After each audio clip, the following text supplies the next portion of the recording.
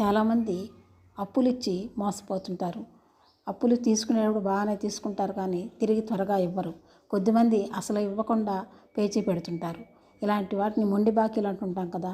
ఇలాంటి మొండి బాకీలు త్వరగా వసూలు కావాలంటే చిన్న పరిష్కార మార్గం ఉంది.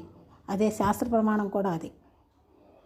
ఆ పరిష్కార మార్గం ఏమిటంటే, శనివారం ఉదయాన్నే లేచి స్నానం చేసి నువ్వుల నూనె తీసుకుని వెళ్ళి రావి చెట్టు కింద, రావి చెట్టు వేప చెట్టు కలిసినా పర్వాలేదు, లేదా ఒట్టి రావి చెట్టు కింద అయినా, గుడిలో ఏదైనా గుడిలో రావి చెట్టు కింద నువ్వుల నూనెతో దీపారాధన చేసి ఒక 2 స్పూన్ల మినుములు, 2 స్పూన్ల పెరుగు, లేదా ఒక 4 స్పూన్ల మినుములు, ఒక 4 స్పూన్ల పెరుగు తీసుకెళ్ళి పెరుగులో మినుములను వేసి కలిపి ఆ పెరుగు మినుములను రావి చెట్టు మొదట్లో వేసి రావి చెట్టుకి 9 ప్రదక్షిణలు కానీ లేదా 11 ప్రదక్షిణలు కానీ చేసి తిరిగి చూడకుండా ఇంటికి వచ్చేయడమే.